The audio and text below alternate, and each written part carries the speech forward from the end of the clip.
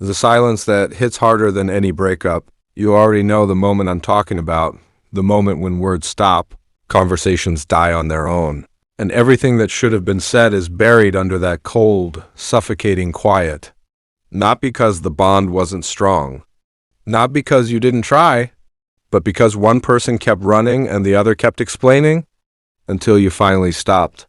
This is where the real story begins. People think closure comes from those long emotional talks, final confessions, and heartfelt apologies. That's cute.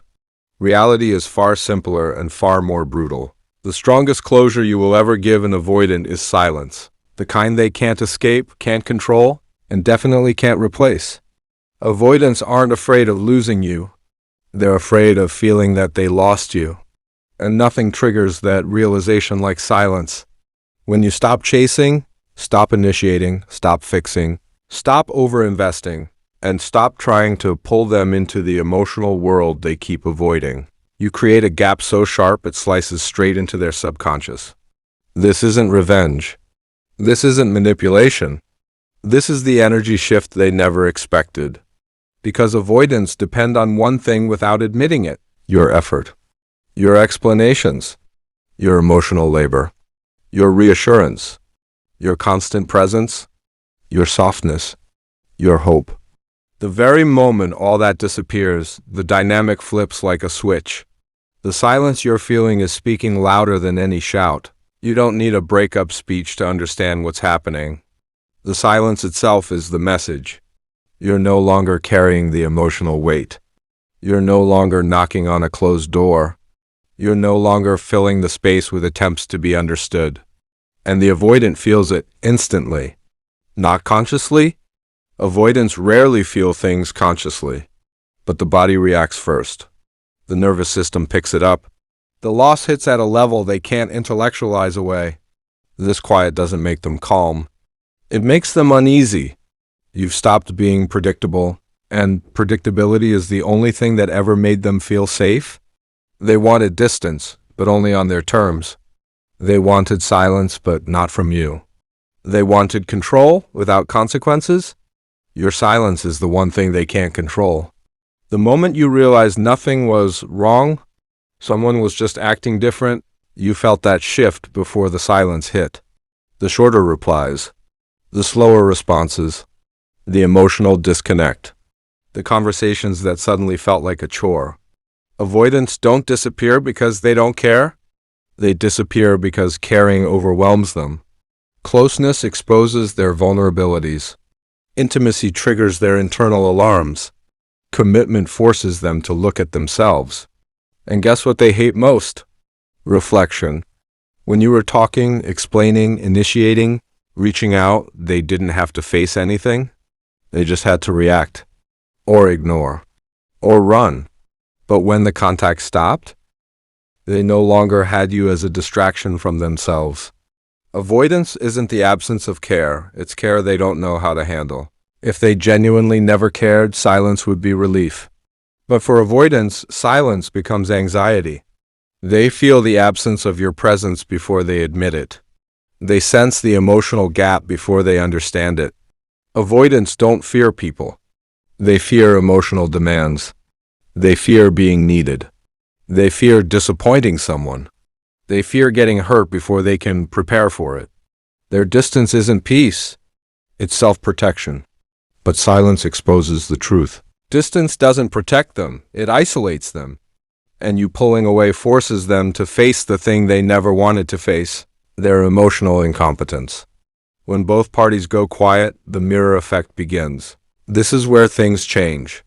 When only you were silent, they felt control. When both are silent, they feel exposed. Your silence doesn't just end the dynamic, it turns the dynamic back onto them.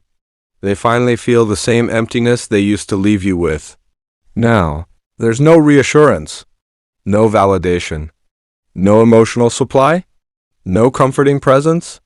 For the first time, they're alone with their patterns. And avoidance cannot stand internal confrontation. So what happens? The mind that always ran starts circling back. Because silence doesn't just remove noise. It removes escape routes. The avoidant's inner struggle, craving connection but running from it. Avoidants are contradictions in human form. They want connection but fear it. They want closeness but drown in it. They want safety but sabotage it. They want love but don't trust it. While you're sitting in silence trying to heal, they're sitting in silence trying to suppress. Suppress the urge to check your profile. Suppress the urge to text you just checking in. Suppress the discomfort that silence is creating. Suppress the emotional tension building under their calm mask. Avoidants look calm on the outside. Inside, they're chaos. The silence turns their emotional avoidance into emotional pressure. The longer the quiet lasts, the stronger the internal pull becomes.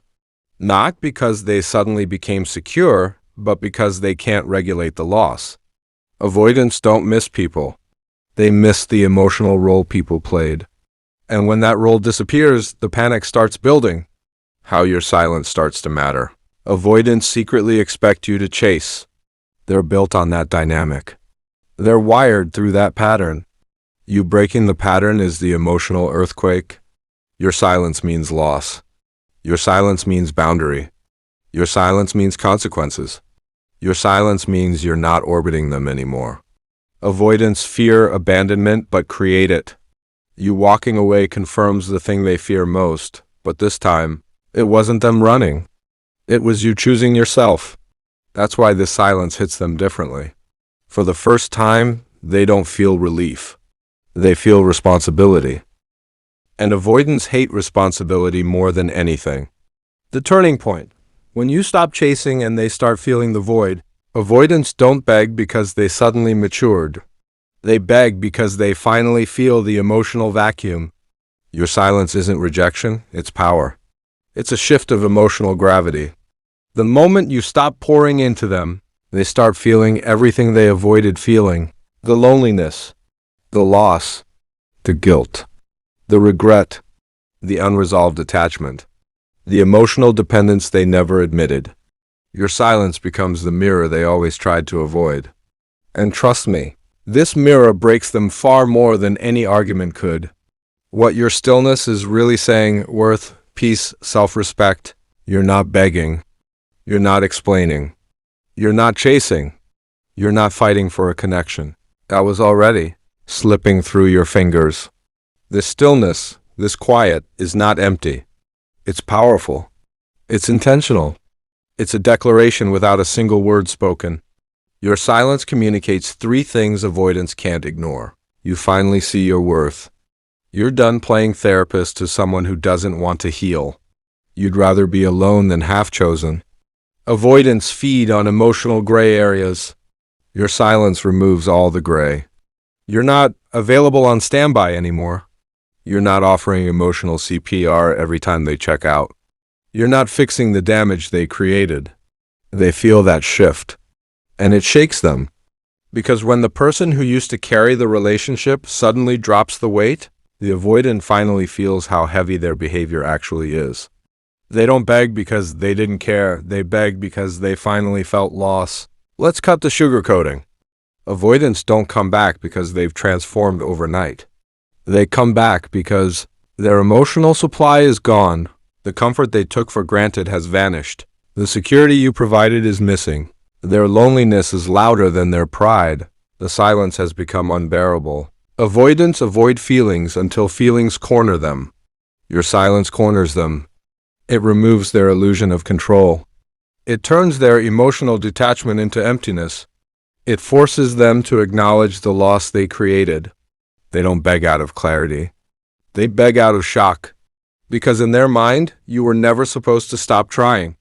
You were supposed to keep reaching out, keep explaining, keep softening the impact of their emotional running. But now they're standing in the very silence they thought they wanted. And it doesn't feel like freedom. It feels like you're gone. And that's when panic replaces pride. Your silence as a boundary, not a punishment. People misunderstand silence. Weak people use silence to punish. Strong people use silence to protect themselves. Your silence isn't revenge. It's a boundary.